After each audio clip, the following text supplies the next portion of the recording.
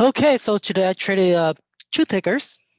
The first ticker was BGI, which was a spiker in the morning, and the second was EVK, which was the all-time high today. Um, I traded okay on BGI and traded okay on EVK, but could have done better on EVK. Could have done better. Overall, I made like $6, so it's getting there. What I was focusing on was buying the break of the downtrend.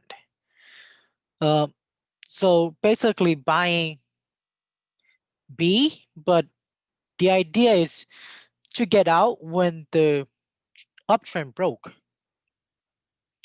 and then re-enter into when C is there, and which means that re-enter if there's a higher low on the next downtrend, a higher low or the break of the next downtrends, and with more convictions.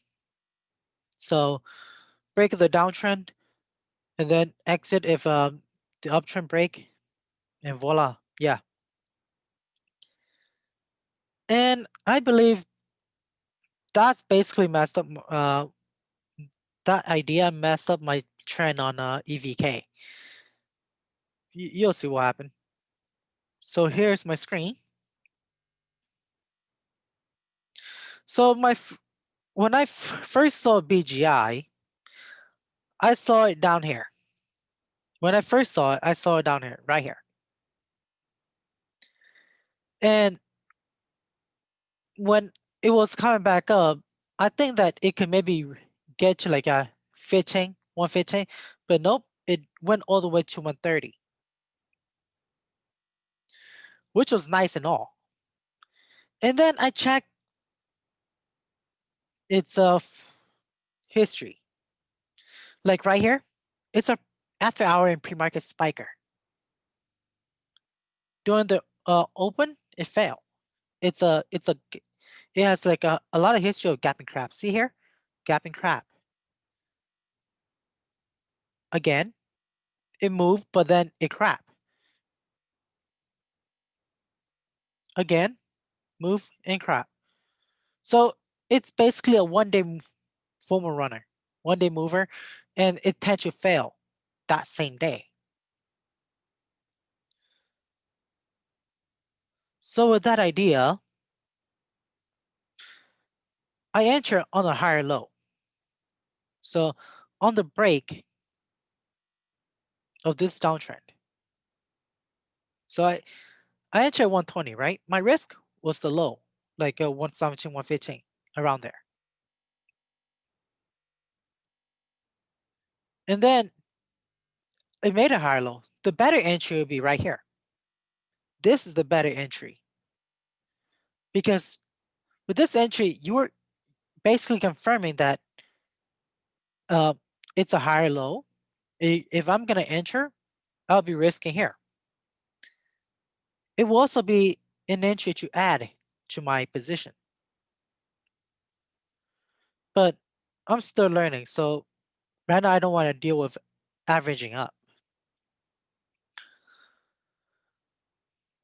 And what happened is it went to like 140s. That was like my goal. So I basically sold into the 140s. I sold 2/3 of my positions, and then it dipped, and I didn't want to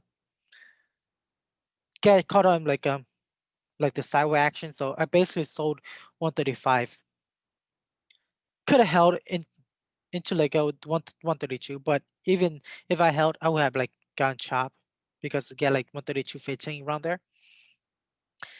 And then it later moved to 149. It's fine. So my average was 137, which was a 50% gain. So I'm happy with that. And then my second entry, I enter 138 for a break of 145, right? Or for a break of 149. Didn't wait for it to actually break. Should recognize that my entry was already like up so high. So my entry was like right here. It went to like a 44, 45. It failed to break out, and then it dipped down, and I got out on 139. It did went back up to like 143, but that's just like 5 cents a share. So once again, this one I cut my losses like really, really, really quickly, which was good. And then my trade on 124 and getting on 124, I traded it because it was higher low,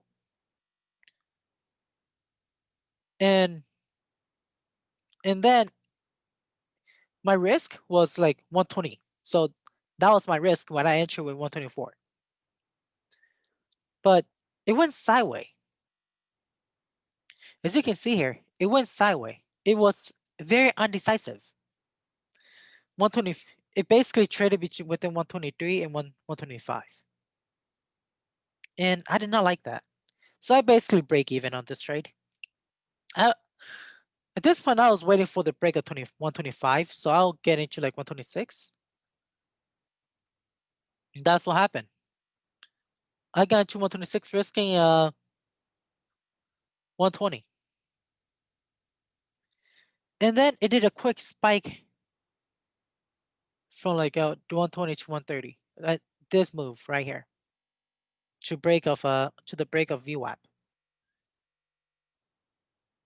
which I did not like too much because from history, a quick spike means a quick flush, and I didn't have the convictions to hold on to it after this quick spike. I'm basically just taking my profit at this point, and that's what I did. I took my profits, 7 cents profits.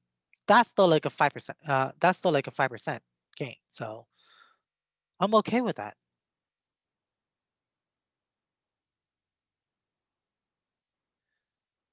And then what happened next?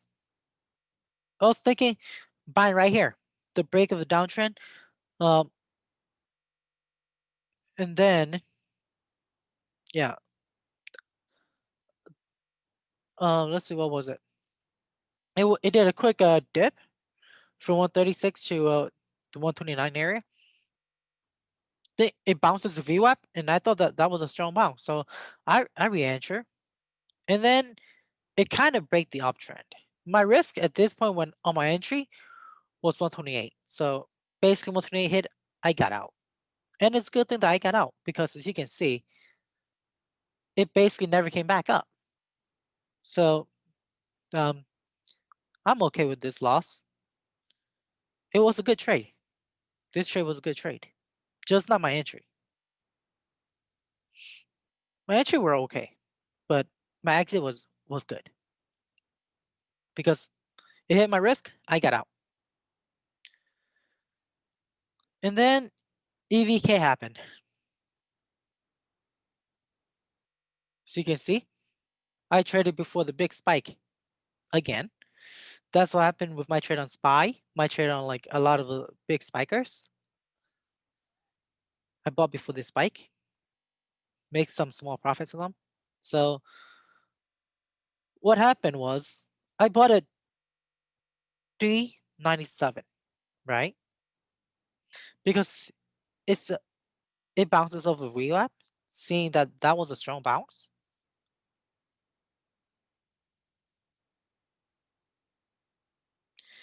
And break of the downtrend, right? I entered at 397 with 10 shares because it was already up so far from a key level. My risk was 397. No, not 397. My risk was the low, like basically a break of VWAP. The frustrating part was it did a quick move right here. See, it did a quick move like 20 cents a share. Let's see, 30 cents a share. I should have gotten out there.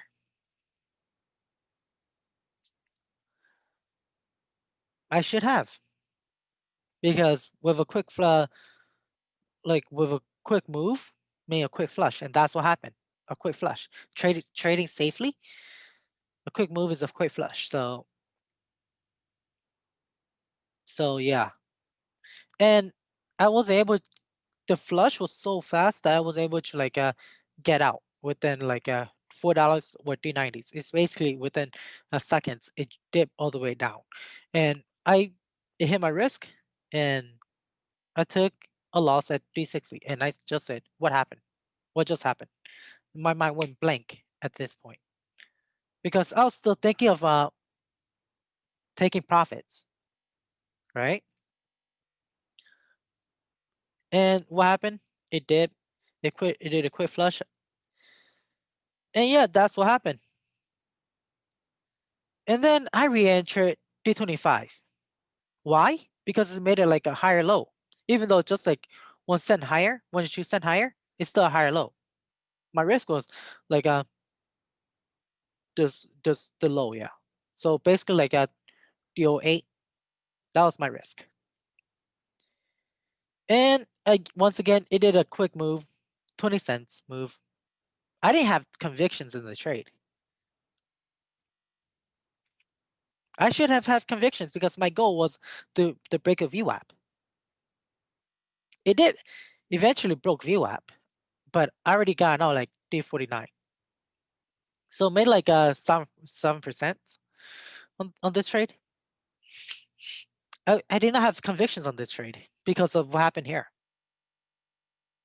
I was playing this defensively in the wrong mentality. And after taking this loss, I, I stopped trading. I basically went to record my data, went to my journal and record everything, put it on like in Profitly and trade a view. So record my analysis, record my details, and it went to like 388, 390 without me looking at it because I stopped trading due to the wrong mentalities already. So overall, make it like $1 a share on here. The thing was, a better entry would be right here. Why? Because it's a higher low. You enter in like the 320s here, you risk in the 07. Could have gotten out like in the 350s, or if more conviction, get out like the break of VWAP, 370s, 380s, and then rebuy again when the downtrend here break, right? And it made a higher low, risking like 331 enter, so risking like 30 cents. Once again, aiming for maybe $4 or higher. It's a 1-to-1 ratios, which is not too good, but still break of $4, and what happened? It op- it opened on this candle at 390, 393, and then it a quick move to 450, right? So you if enter like in the 350s, 370s, right? On the break of on the on this on the break of this trend, or enter right here, 360s, you can make $1 a share. That's 3 times your risk. That's still good. Making not exactly $1 a share, but $90 90 cents a share. That's 3 times your risk. You're risking 30 cents, you make 90. Yeah, 3 times your risk. Getting out here, and then it traded sideways. When I eventually saw it, it was already around here.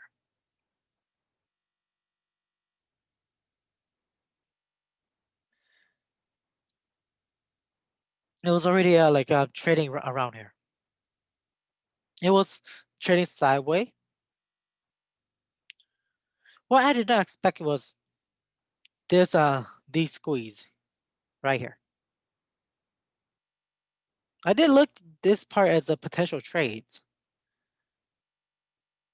but wrong mentalities. So I stopped trading.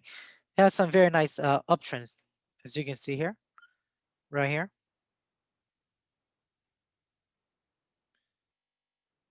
And it has some clear resistance.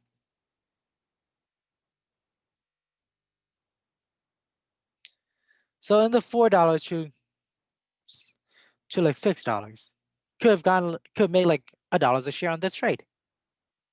If more patient, $2 a share.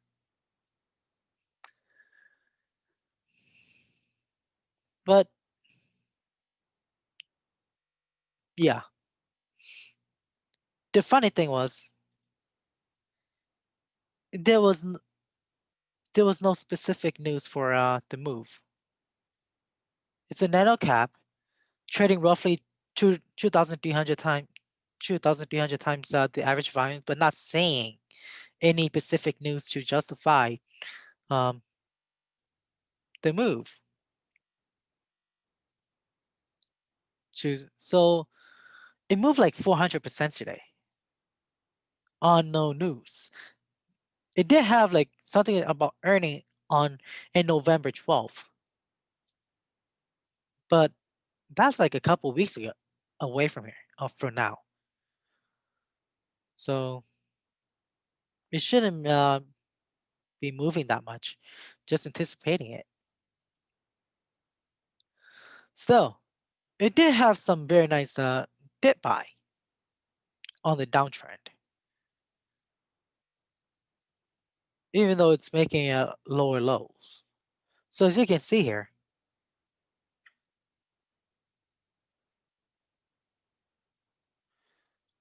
right here, on this one dip right here, you bought the bottom, you made like 50 cents a share, 50 to 60 cents a share.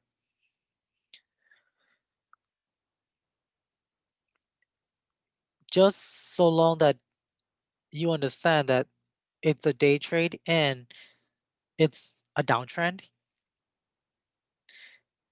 And another good place to buy is the break of this trend right here. So buying around here, risking down here, risking like 15. I was tempted to buy in the 530 when I was watching like all this move all day too. But I stopped trading. So what happened? It did it moved like $1 a share. Well, not $1 a share, but 70 cents a share. And it just kept doing that.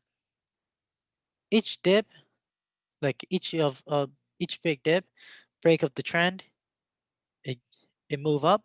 But overall, the macro situation is that it's down and there's bad news. So yeah, don't buy like a company with bad news, because there was no specific reasons for this company to run. It was just like KXIN, WEI, MRIN. So those are like previous runners without any specific news. I still remember that. Let's see, well, was it WEI? It ran. It halted at 4 to 5 p.m. Um, Central Standard Time, instead of the usual 7 p.m. Central Standard Time, and then it unhalts 7 a.m. Central Standard Time, right? It dropped like 50%.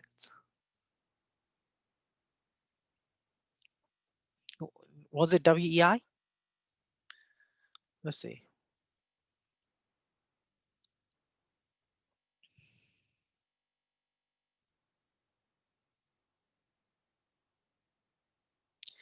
Yeah, 2 days ago.